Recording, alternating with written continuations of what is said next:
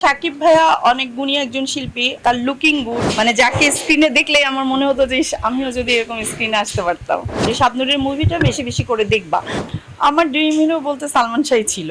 আর কাজ করতে আমি নতুন পুরাতন সবার সঙ্গে চাই, কারণ কি একজন শিল্পীর বিভিন্ন আর্টিস্টের সাথে কাজ করতে গেলে কাজের অভিজ্ঞতা বাড়ে।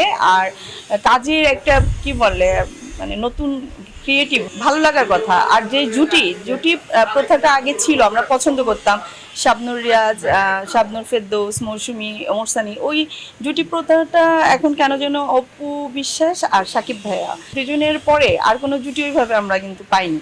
এই জিনিসটা মনে হয় এখন একটু দর্শকদের কাছেও চেঞ্জ হয়ে গেছে, আমার কাছে মনে হচ্ছে। কিন্তু আর্টিস্ট হিসাবে বলবো যে আর্টিস্টরা কিন্তু সবার সঙ্গে কাজ করতে চায়, কারণ সবার সঙ্গে কাজ করলে হয় কি, কাজের ভ্যারিয়েশন আসে। আমি ইন্টারভিউটা আগেও দিয়েছি, সাকিব ভাইয়া অনেক গুণী একজন শিল্পী, অনেক গুণী বলতে কি সুপারস্টার বলেন, তার লুকিং গুড, অ্যাক্টিং গুড, মানে সব ওভারঅল একজন হিরো সে।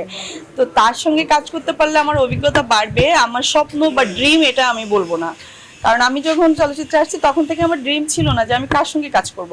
আমার ড্রিম ছিল যে আমি কাজ করব, বা আমি একটা ভালো গল্প খুঁজবো, বা আমি অ্যাক্টিং করছি।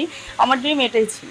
আমি যখন জাকির হোসেন রাজু স্যারের ছবি করব, আমাদের জিওজি শুরু হওয়ার আগে এফডিসিতে সাকিব ভাই আর অপু বিশ্বাসের শুটিং চলছিল।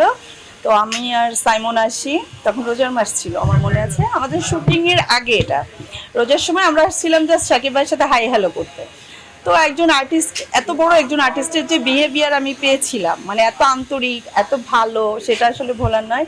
এবং উনি খুব আমাদেরকে অ্যাপ্রিসিয়েট করেছে নতুন হিসাবে। এরপর কাজ করতে এসে শুটিংয়ে, ডাবিংয়ে অনেক সময় অনেক জায়গায় আমাদের দেখা হয়েছে, কথা হয়েছে। তো উনি তো পার্সন হিসাবে অনেক ভালো, অনেক ভালো ব্যবহার তার। আর তার ব্যক্তিগত যেই বিষয়গুলো নিয়ে আলোচনা হয়, আসলে এটা তো একান্তই তার ব্যক্তিগত, কিন্তু একজন আর্টিস্ট শাকিব খান, একজন হিরো শাকিব খান, সে আসলে নাম্বার ওয়ান। এটা আসলে একটা মানে ছোট ঘটনা, মানে খুলনা আমার মামা বাড়ি, ওখান থেকে আমার মামিরা কাজিনরা আসছিল শুটিং দেখতে। তো তখন তো আমি নতুন হিরোইন, আমার মুভি এখনো রিলিজ হয়নি। তো ওনারা এফডিসিতে আসার পরে সাকিব ভাইয়ের কাজ চলছিল সেটে। তো আমি একটু নতুন হিরোইন, তো আনইজি ফিল করছিলাম যে তার সেটে যাবো কিনা, কিন্তু আমার সঙ্গে যারা ছিল তাদের খুব ইচ্ছা ছিল যে সাকিব ভাইয়ের সাথে একটু ছবি তুলবে বা দেখবে। তো আমি যখন সেটে যাই, সনুর রহমান সন স্যারের সেট ছিল ওখানে।